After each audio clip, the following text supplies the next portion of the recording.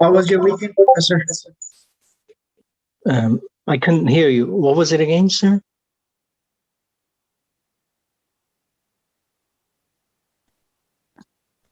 Am I sharing the screen? Yeah, you're good. Yeah, Oh, Professor, okay. you're good. Yeah. Okay. Sorry, I just didn't hear clearly what. He was asking, how was your weekend, I think. Oh, my weekends are short. Yeah, sorry, it echoed. Yeah, I was just wondering how was your weekend. Okay. Mine was okay, but was very busy. Had to work Saturday full 8+ hours, Sunday about 4 or 5 hours. Wow. You Yeah. work from home? At this point, yes. But we have to report to the place like 4 times a month or so. So we'll see. Okay, got it. Okay. Now we are moving on to a pendulum problem.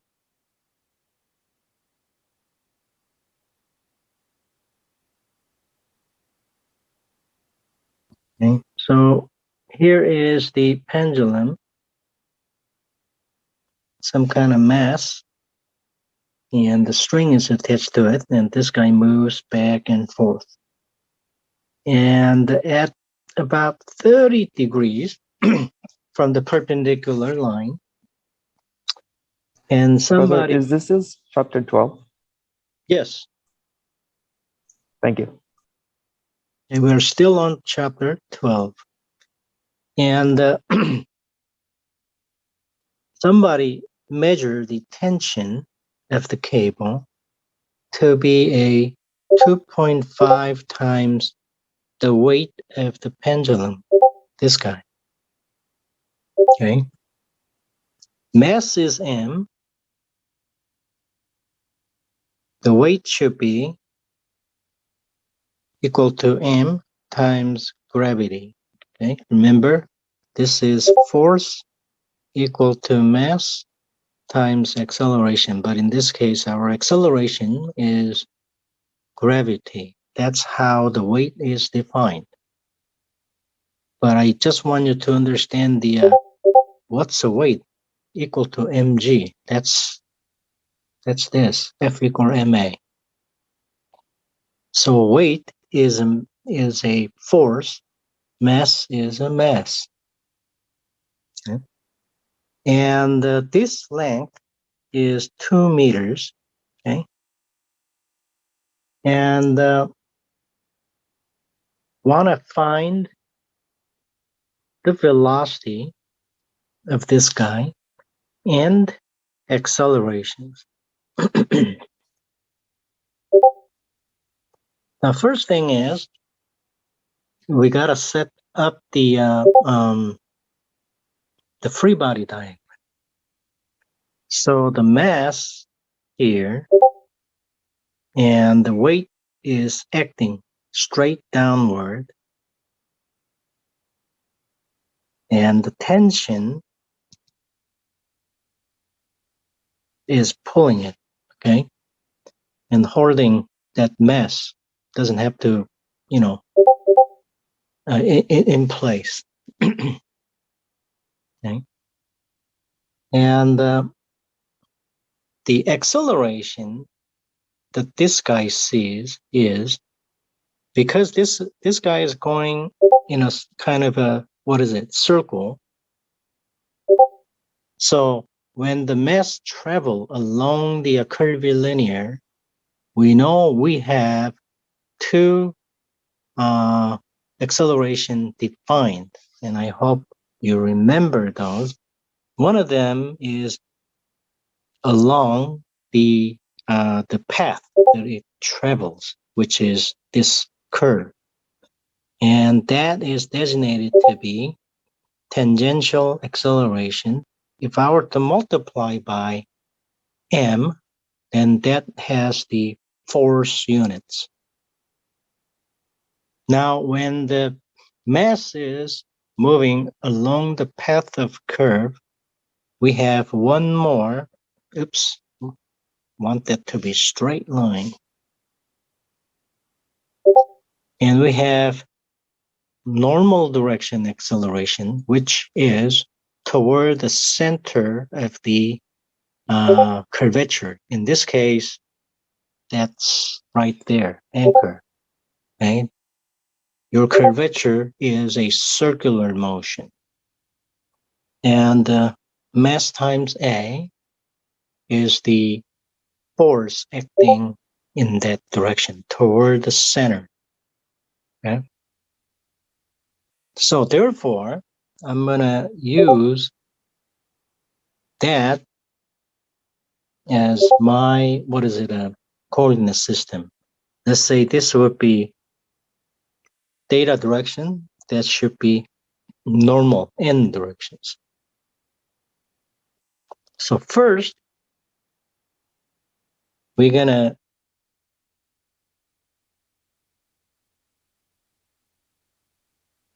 set up the forces in the tangential direction has to be equal to mass times acceleration in tangential directions. Now, this could be a single force, but in generally, okay, it's any force along the tangential directions. It has to be summed. Now, if I were to put this downward direction to be my positive, it doesn't matter which direction they do, you just have to be consistent. Okay, so looks like I have the weight splitting into two right there, and this guy is 30 degrees. So the components of the W, mg, times sine of 30 will be acting in that direction. And the component of the W acting in the n direction, the normal direction would be mg cosine of 30. So finding the force along the t direction would be this guy, and it is acting to the left. That's a positive. mg sine of 30 is now equal to m times at, right? Without this force, and we will not have this motion. Okay, so in other words, since we have a force that the moving downward, that's why we have motion in the tangential directions. So mass, I'm gonna knock that out. G, we know, sine 30. So we know what the AT is. Acceleration in the tangential direction is gonna be G times sine theta, okay, 30. And this would be 9.8 meter per second squared. So that's gonna give you 4.90 meter per second squared. So we found the acceleration in here, but however, we need second acceleration, toward the center of the motion. So we did F equal MA in the tangential direction. We're gonna have to do F equal MA in the normal directions. Okay, so let's go ahead and do so. Summation along the normal direction has to be m times an. Since looking into the an, it's toward the center, and I'm going to use that as my positive directions. So all the force components along the cable direction, left up direction is positive. So tension T is positive. And this guy, it's along the cable direction, but it's on downward, right down. So that's going to be minus mg cosine of theta is 30 degrees equal to m times an.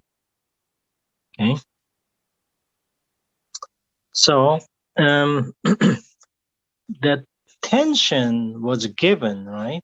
Somebody said tension was given as a 2.5 times its own weight. So 2.5 times weight is mass times gravity minus mg cosine of 30 equal to man. And I'm going to knock the the mass out.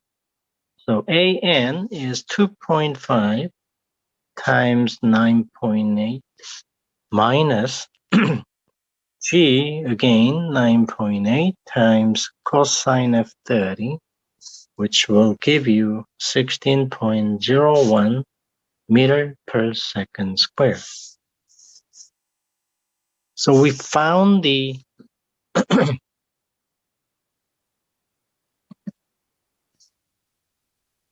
accelerations.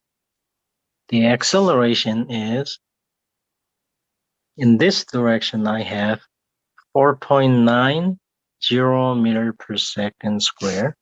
The acceleration in this direction is 1601 meter per second square. And this is known as a normal directional. This is tangential accelerations. Okay? And if you want, and this would be much bigger than this. Okay?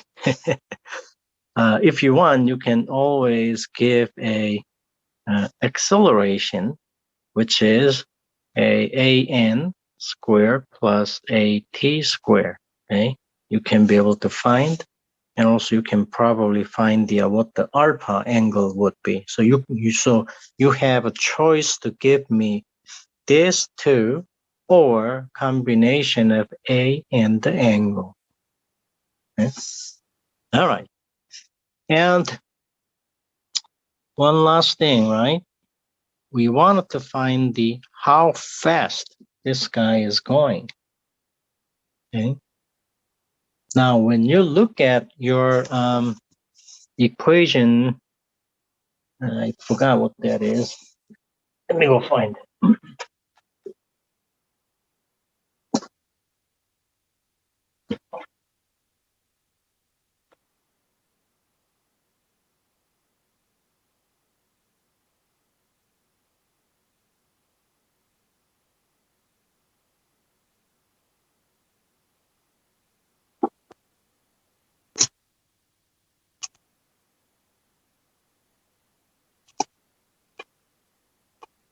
Yeah, I think this one is in the chapter 11.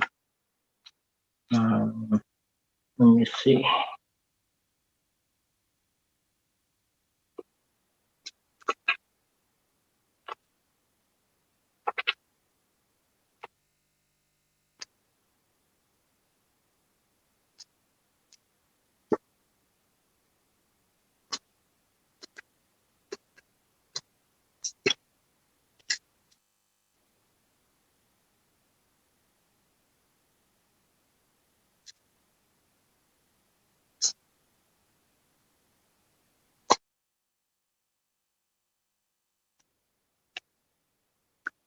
Equation 11.38. The acceleration is given as a velocity dot e theta plus v square rho en. Okay, so this guy represents a tangential direction acceleration. This guy represents the normal component of the accelerations. So AN is given, we found that to be 16, come on, 1601, 1601, and that should be equal to V squared times rho. This is the radius, okay?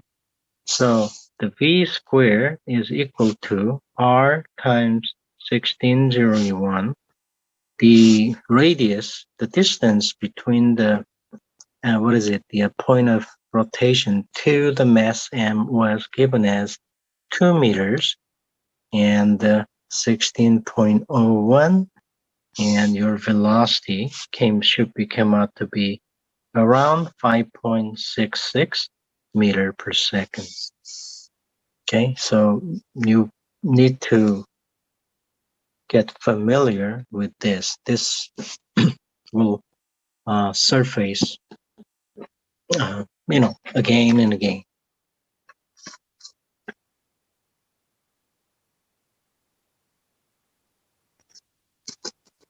I'm sorry, but how do we find the radius to be 2? I think it was How do given. we- You just enlisted it earlier. Yeah, it's okay. You can ask the. Now this was a given. The radius is distance between here to here.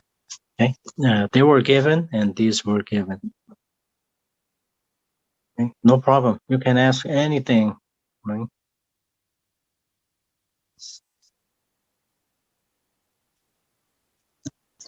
Okay, another problem. Let's say you are driving on the freeway, and you wanted to go, up and down, road. I mean the freeway to the, horizontal. So you need to bank the car, and when you bank the car, and the road is at an angle. Okay, it's not always a flat, right? I mean, when you circle around that, and your car is driving maybe into the board, okay, and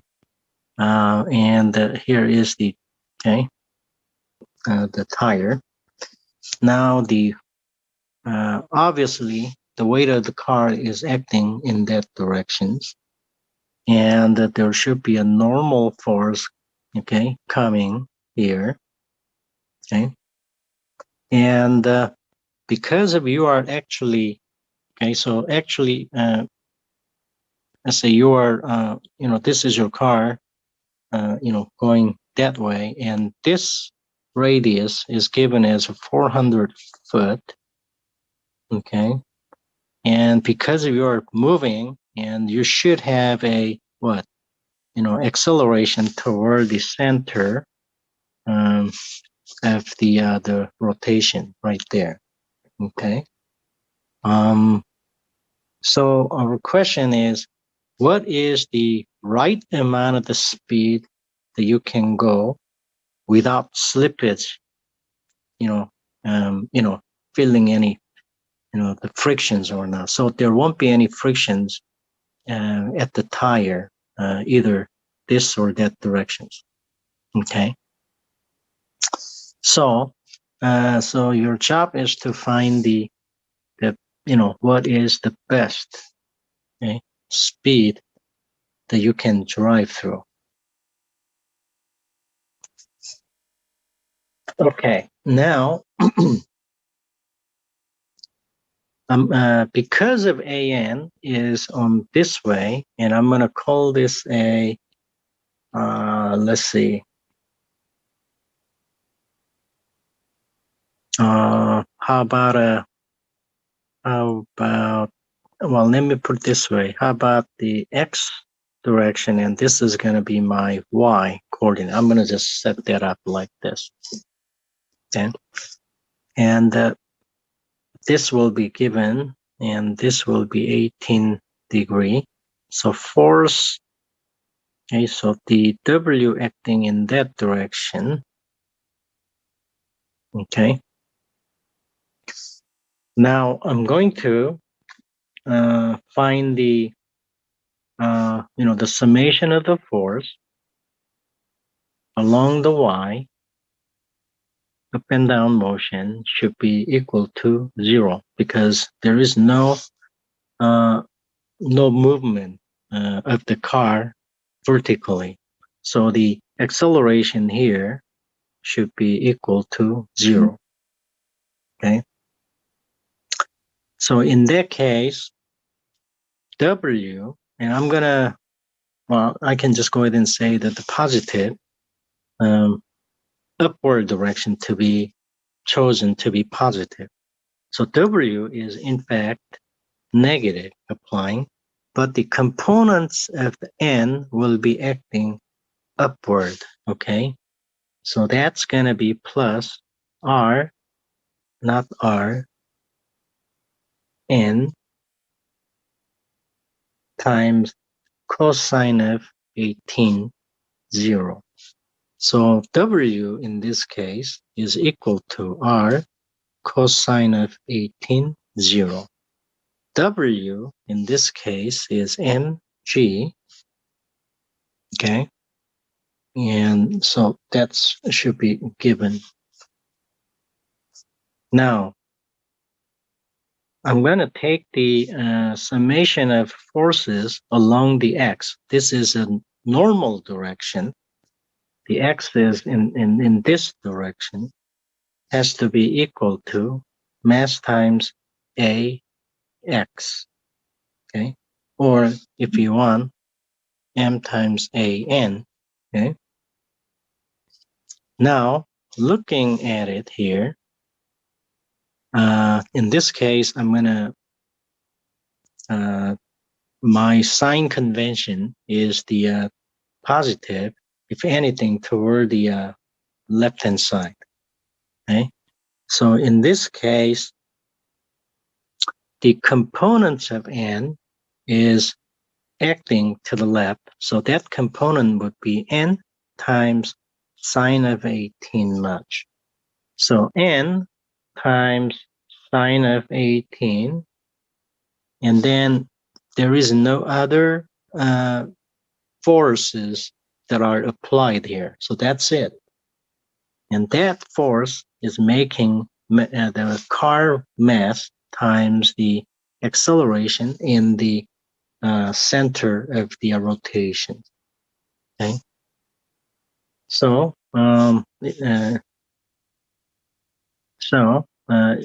this is going to be n times sine of 18 equal to the mass times the car. The mass of the car times the acceleration. Now, when we look at here, right? Now, this mass is mg right there, right? So weight of the car, now I can solve for the m, maybe down here. It's equal to r, it's not an r, n. Okay, and cosine of 18 divided by g. So therefore, I'm going to say n cosine of 18 divided by g here. So n goes out, okay? Now, the acceleration of an is simply g times sine of 18 over cosine of 18, which is tangent. And that guy is equal to the normal. Remember, when the mass is moving along the curvilinear curve, you have an acceleration pulling inside. That acceleration is always velocity squared divided by radius. So acceleration is given like this, but also it is defined that to be a velocity squared divided by r. And r is given, I think it's a 400, and we know what the cosine 18 is, and this guy is 32.2 foot per second square. Therefore, your velocity is 44, 64, 69 foot per second, and convert that into 4 miles per hour, miles per hour, that's about 44.1 is the right amount of the speed. If you go over, push the car a little bit high velocity or lower velocity, you're going to feel the resistances, okay, to one side or the other side. So that's why when you enter, hey, this is the speed limit, do not over, or or whatever, right? So that's how you calculate those, the appropriate, the velocity. Sometimes it's 45, sometimes it's 25. It depends on the angle and the radius. Okay, so, right? Professor? Yeah, you have a. What's the meaning of like the 400 feet in this problem? I couldn't hear you clearly. What's the meaning? Yeah, like where does it What is this? Yeah. That one is the let's say when you want to go from here to here, right? Right? Okay. Yeah, that is the radius. So driving in a circle, basically. Yeah, you're driving on the on a circular motion, but when you cut it in this, and this is not really flat, right? You don't go around the flat, right? Usually has the angle in it. Remember? Okay. Okay, so next time when you go around, think about this problem. Okay.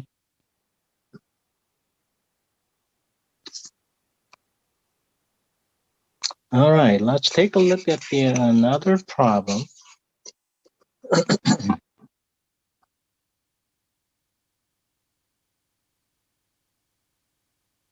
Here is the some kind of a rod, and there is a some kind of collar. It's supposed to slide back and forth, but at certain location, okay, and I put this guy, the rod, in a rotation, okay, assuming that the data that I'm putting in, this is called angular velocity, okay, and I'm going to put that as a constant, okay, no changes in there. Now, if this was initially at rest, and if I turn the rod, and this guy will move to the right, okay, and also I am pushing this collar by the rod, so there is some kind of force that I'm applying it here. And this is what I wanted to find, and the velocity that this guy in this direction is what I want. Okay. So basically, this color has the force acting in that direction, and so that means that this guy should have mass times the acceleration in the theta directions. So I'm going to use, in this case, like a polar coordinates. In this case, the radial and tangential. Hold on a minute. I think your textbook has a little bit different the verbiage that they were using.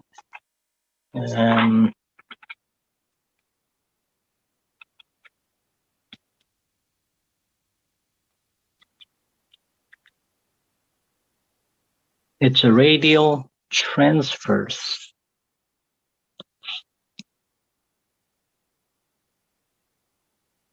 okay, directions. So this is R and theta, okay? So which is essentially the polar coordinate system, okay?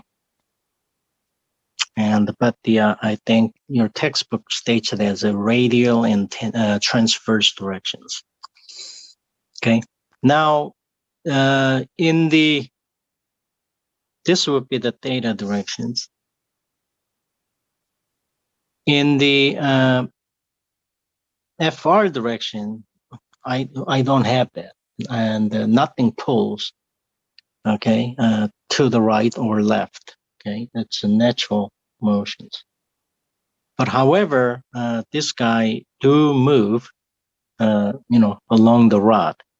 Okay, so naturally, this is the R direction, and this would be theta direction. So we're going to use radial transverse direction, okay, in order to analyze. What we want to know the force components in the radial direction and the velocity in the force in the transverse direction and the velocity in the radial directions. So again, looking into the free body diagram, okay, the first thing is F equal to MA in the radial direction, and I want that to be summed. Radial direction along the radial is positive, okay? All right. We know nothing was applied, and we just need to know this. Now, this guy is given in your textbook.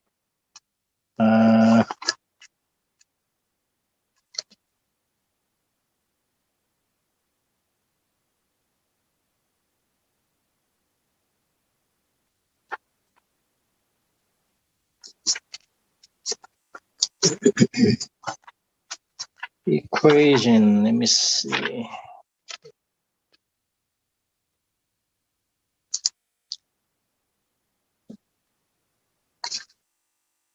Yeah, your equation, look at the equation 1143. So M times AR direction would be R double dot minus R theta dot square.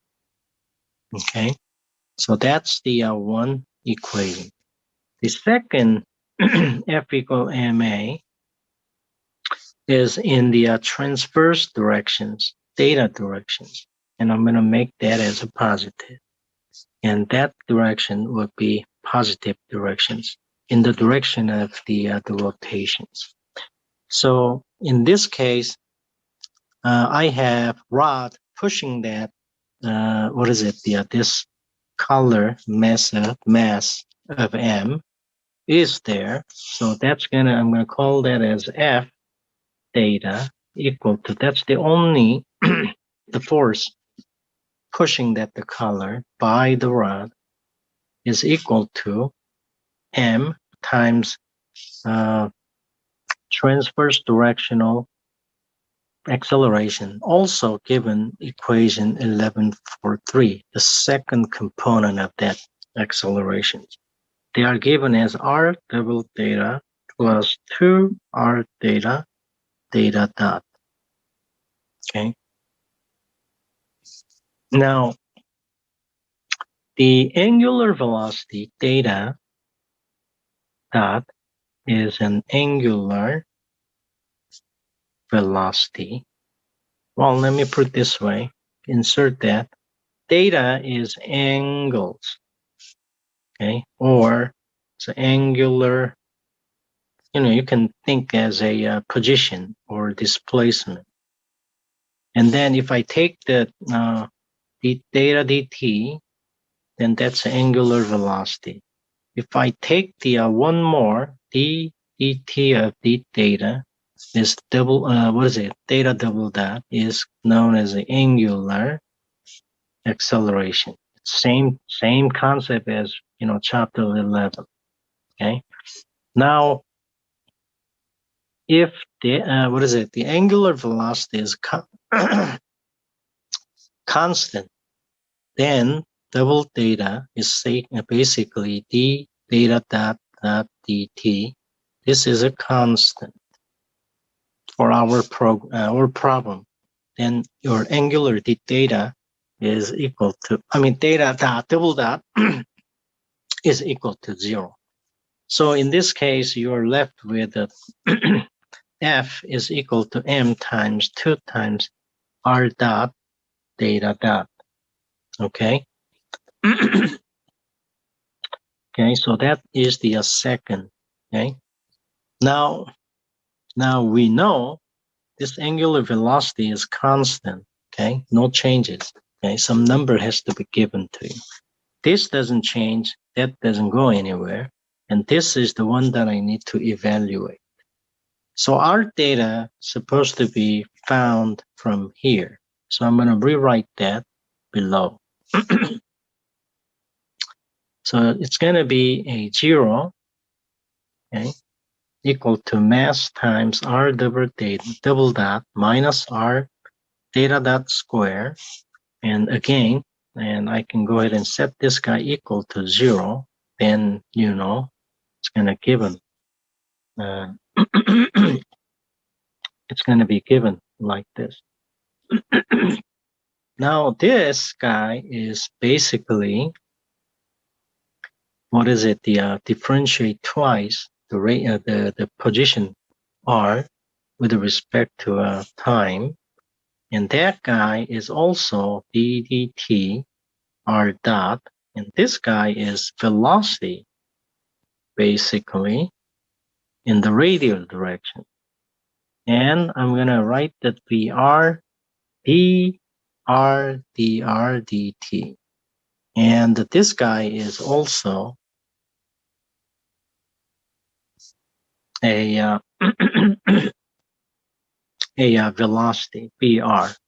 Okay, and this is r double data. Then this must be equal to r data dot. But remember, this was given as a constant, so okay. So I'm going to solve for this differentiation. I'm going to separate that.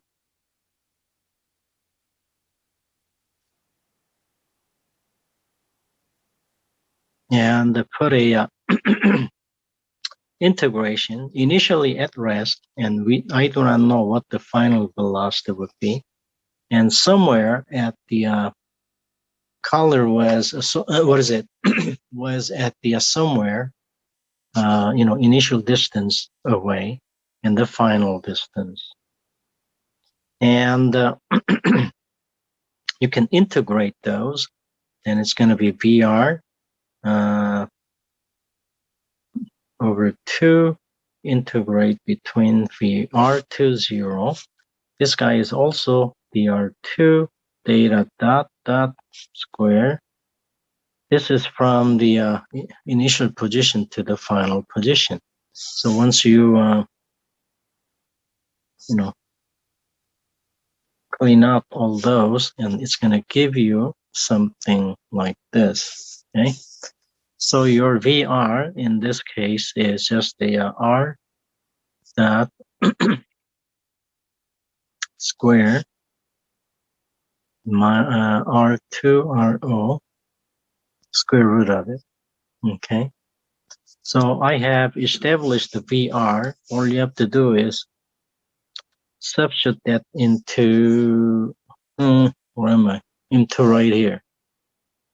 Then I have the solution fr. So basically the f data is equal to 2 times m times vr data, not dot. So vr is this guy. Okay. So the dynamics is not an easy subject, but with a basically F equal to MA. It has a variety. How can I say? It comes in many different shape and sizes and different derivatives. And those are the things that you need to identify. Once you identify those, things gonna be a lot easier. Okay. So you need to put extra hours to learn what the dynamic is all about. Okay, how about another example? Professor? Yeah, Yeah, can you tell me what number this is, this specific problem? the let me check. Hold on. Or the page number? No, I think this is one of the sample problems, I believe. One moment.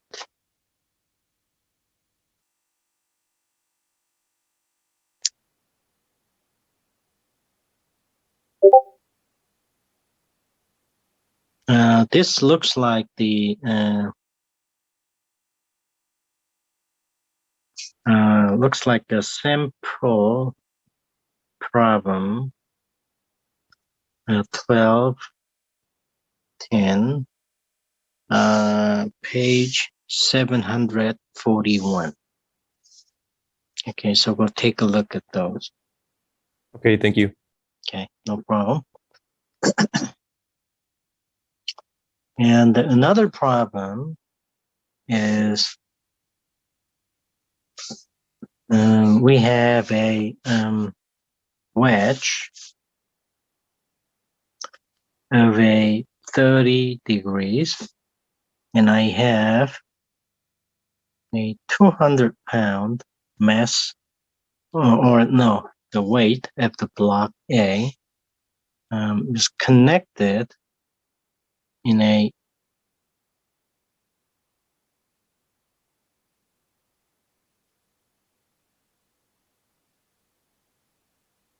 I'm sorry, that's not it.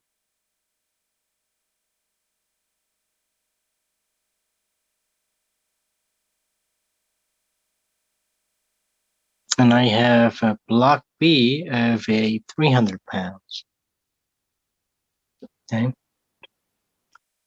And initially at rest, okay, I probably hold this guy and then I let it go. And wanted to find the acceleration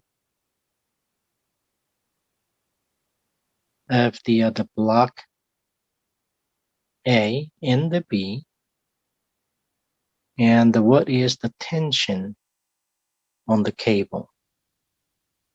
Okay.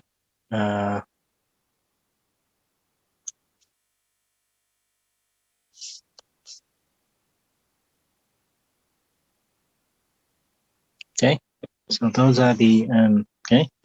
In this case, assume no friction here. Okay. Now, first thing you have to do is set up so no friction means I have to put a roller here. First thing that you have to do is, got a feel for where does this thing moves. So it looks like it's going to drop in here, okay? And it's going to move, block A will move out. So the acceleration of B and acceleration of A should be there. Now, because of this is a single line and this is double line, so I'm assuming that the acceleration A would be twice, okay, as fast as a acceleration of B. This is from the relative motions. Okay, they are constrained. Okay, so the acceleration of A will be much faster than acceleration of B. In fact, 2 times faster. Okay, so you can kind of check that. All right, for the mass A, free body diagram. So this guy is 200 pounds. So this is 30 degree. This guy is acting. Sure. Professor, one more time. Why is it 2 times AV? Okay, well, let's go take a look. So let's say this distance is given as XA, all right? And this distance is XB. And this distance is XC. And total cable length is XA plus 2XB plus XC, correct? Correct. Yeah. So even if block A and B is displaced, let's say I'm pulling down the B, and the A goes out. So still, this equation never changes. Now I'm going to take the first derivative of it. So that will give you a relationship of BB. What does this guy become? This length is always constant, never changes. So if I take the time derivative, then that's going to give you 0. The length of cable is also constant. We're assuming that the nothing extend, we're assuming the cable is inextensible. It's not deforming, okay? No changes. So the cable has to be always constant. So time derivative of that is 0, basically. Okay? So depending on the directions, it's a plus or minus. Now I'm taking the time derivative of gain, dt, and it's going to give you a BA dot plus 2BB dot. So that is equal to acceleration of A plus acceleration of B in here. So AA is equal to minus 2AB, but however, this is pending on which direction do you go. So I wanted to just go ahead and take the absolute value without having to look at the any directional. So whatever happens, your block B will accelerate double time, 2 times the acceleration of the B. Okay, so this explains why if I pull 1 unit down, and this guy will move 2 units. Make sense? Yes, it makes sense. Yeah. Okay, so you can think that way. Oops. Okay, here we go. So that's why the relative motion tells me the acceleration of A will be 2 times acceleration of B. Okay, so going back to that again, the free body diagram, this is A, block A. So 200 pound is acting downward. That's going to be 200 pound, the weight.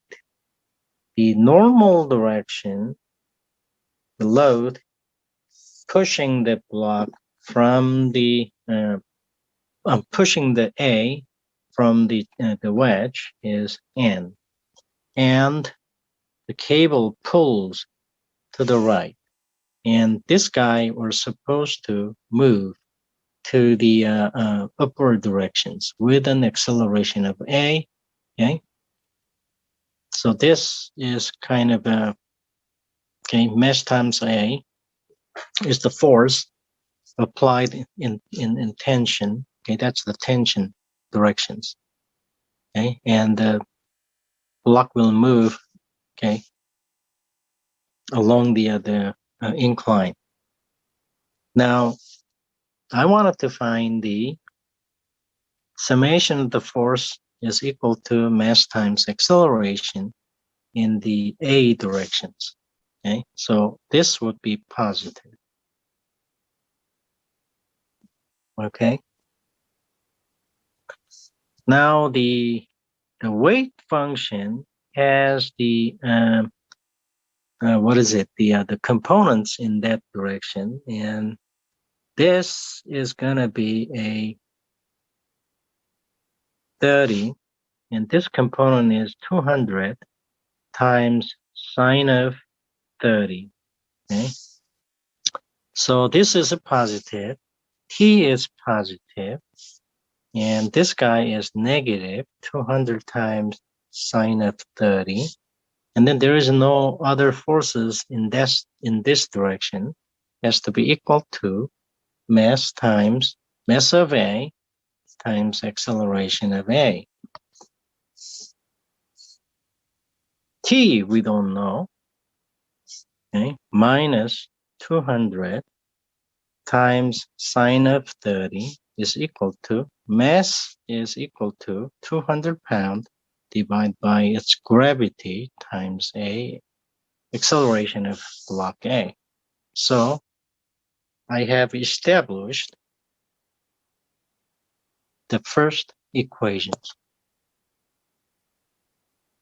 Now looking into this guy, I wanted to set up the free body diagram, which is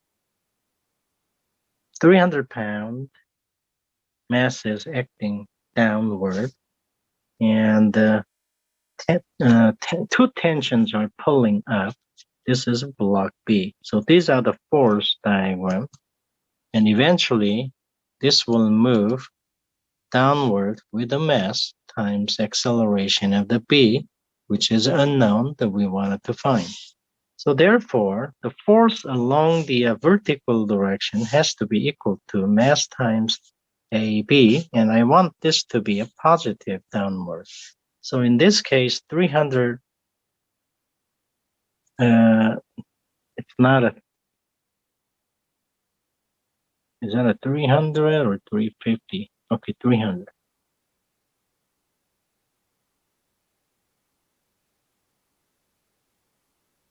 Not G, okay? It's already in the pound. So 300 pounds acting downward minus 2 times T, remember right here acting resistance, is equal to mass of the B. I should have put that as, it's going to be 300 divided by G times AB. So this is going to be your second equations. Okay, so let me write that thing down again. T minus 200 sine of 30 equal to 200 G A A. Okay, so this is the first equation, second equation. Third equation is AA, acceleration of the block A is equal to 2 times acceleration of the block B. That's a 3 equation. So here's the one unknown, second unknown, and third unknown, and you can be able to solve that. Okay. I just don't have an answer for that. Okay, because I miswrote this 300 pounds. So you can be able to find the 3 parameters. Okay. So by just go ahead and substitute that in, and substitute everything in, and isolate the one accelerations or whatever, then you should be able to get all 3 similar. All right. So here is the some simple and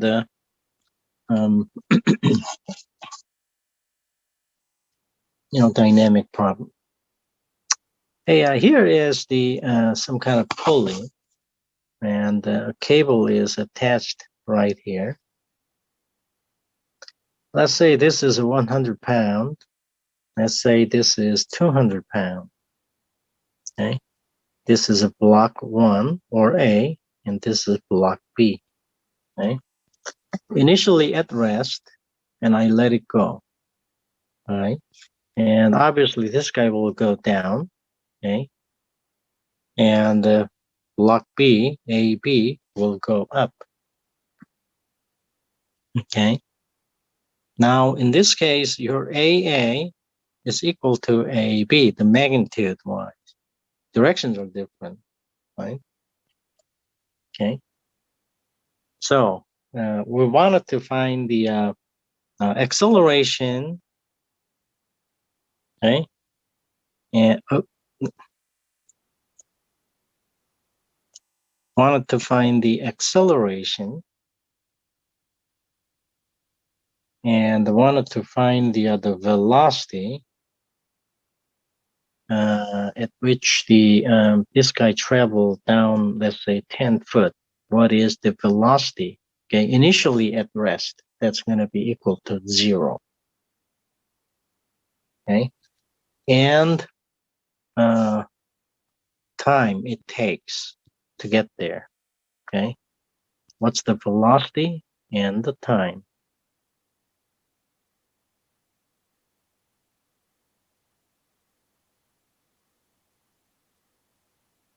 Okay, let's go take a look at the free body diagram for the left-hand side. That's going to be 200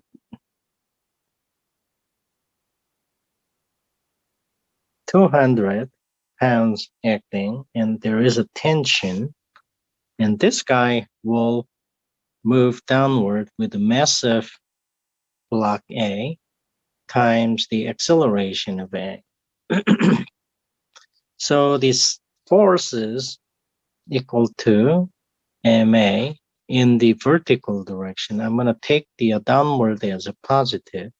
So 200 acting downward minus tension pulling upward, the mass of A times acceleration of A. Okay. Now for the right, block B is the 100 pound, and tension is up, working up there, and this mass times the mass of A times the acceleration of A is the force, okay, the net force that it's acting, or the behavior of the mass moving upward due to the changes in the force. Okay, so in this case, once again, summation of the force is equal to mass times acceleration in the vertical direction, but this time I'm going to take that as a positive upward. So force positive, tension positive, minus 100, force acting downward, mass of A times the acceleration of A. Okay. Is it supposed to be mass of B? Say that again. Did you mean mass of B or am I confused? Ah, that's a mass of B. Thank you. So let me correction. So that's a B, B. So this is the B. Thank you. Okay. B, the B, B, B, B. Okay. So in this case, this is the second equation. So let me get these two of them. 200 minus T equal to MA acceleration A.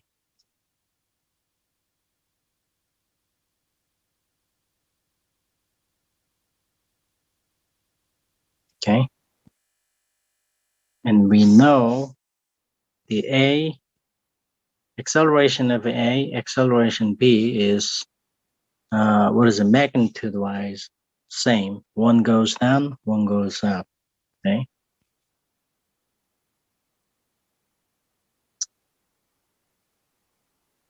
Okay. Now I'm going to solve for the T and substitute that in here. So 200 minus 100 minus MBAB equal to MAAA. Okay. Now this is going to be 200 minus 100 equal to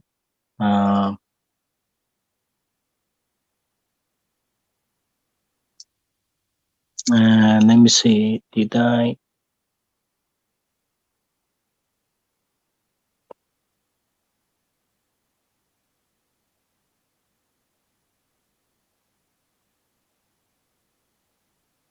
T, okay.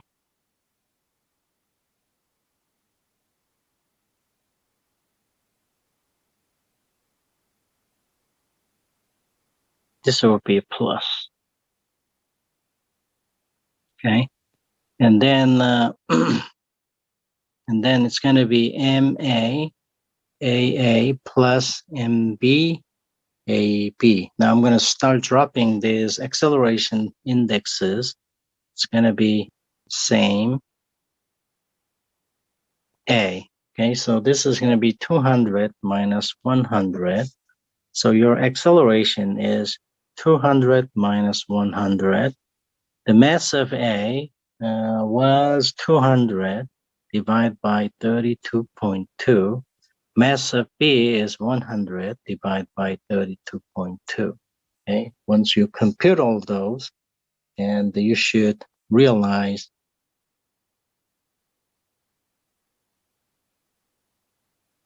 that it's going to be around 10.73 feet per second square. Okay, so I have achieved what the acceleration looks like. And the final velocity when initially at rest, when I let it go, and block A will travel downward about 10 feet much. And what is the velocity? Okay, the velocity, final velocity would be equal to initial velocity plus 2 times acceleration and how much it traveled.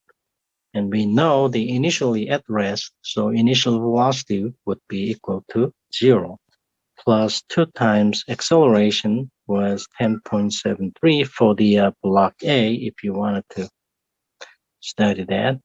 And the delta difference was a 10 foot.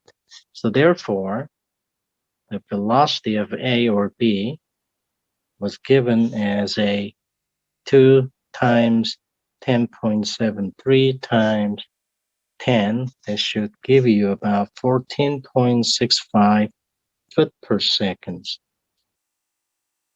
How much it's going to take that time?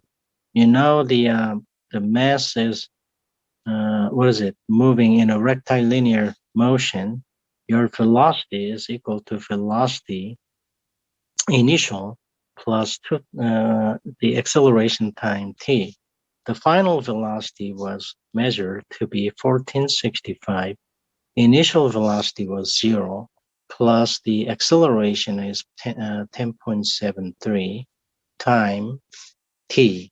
Okay, so therefore you can find the time to be around the 1.365 seconds. Okay, so you can do a lot of things in this simple problems. Okay. Now let's take a look at the same exactly the problem. In this case,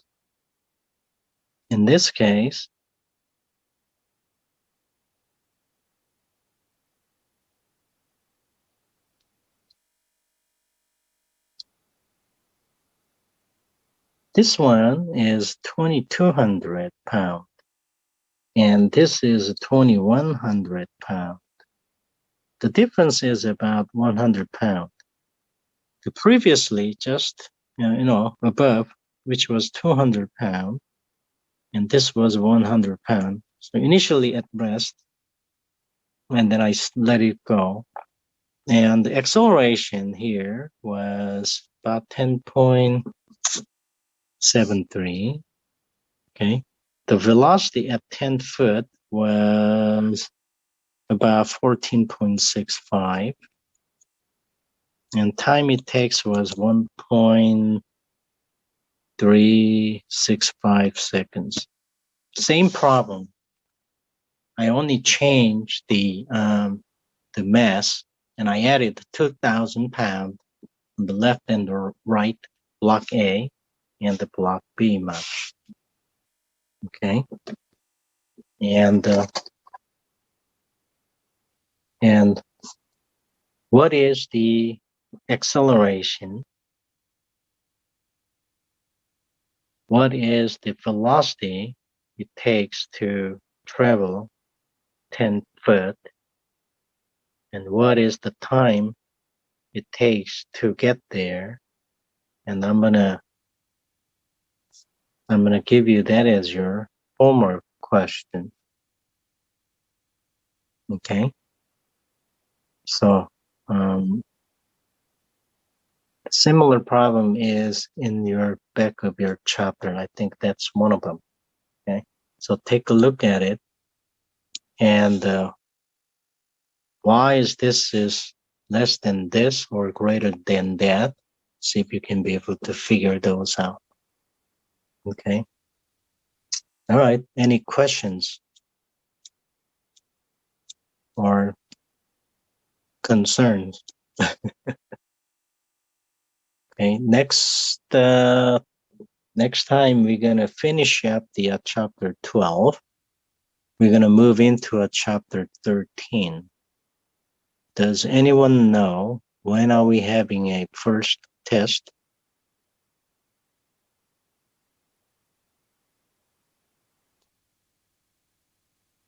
You're going to have a first test after chapter 13. So it's coming up, okay? So I need you to, study for that.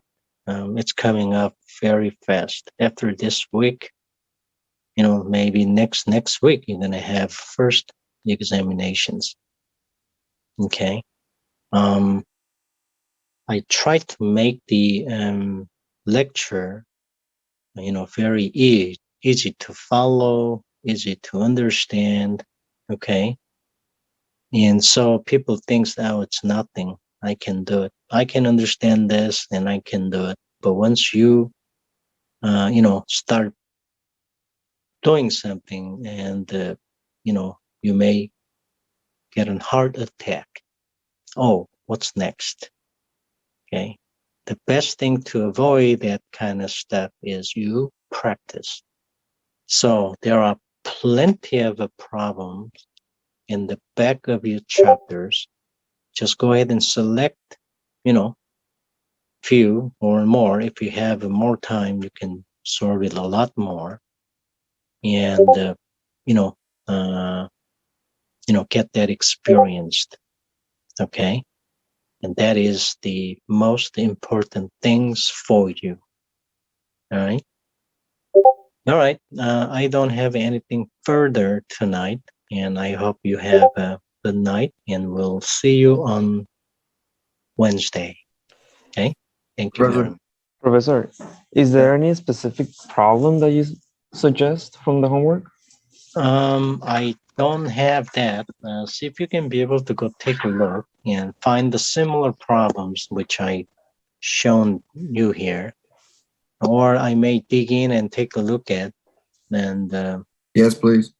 yeah, I Yeah, will. because I've been looking at the sections, because we've gone so far through chapter 11 and 12, and I try to do some of the problems, but I don't know exactly which ones should I attack.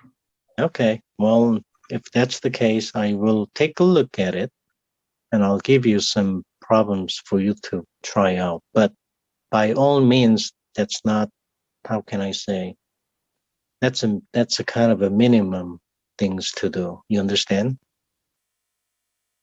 Right? Yeah, I understand. The more you do is better for you. Okay, any other questions? Let me see if there is And any. Professor, could you possibly put the lectures online or put the recordings up? Because I can't really see them. Yeah, I keep forgetting. I keep forgetting to do that. So I will see if I can. Yeah.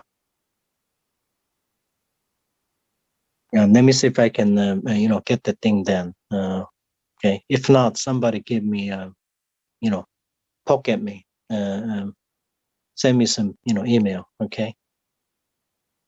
Yeah. This week is last week, and this week and next week gonna be a little bit busier for me. But yeah. If you can just remind me, that'll be good. All right. If I forget. Thank you, All right. Professor. Yeah. Anything else, guys? Okay. Well, thank you. You have a good night. We'll see you in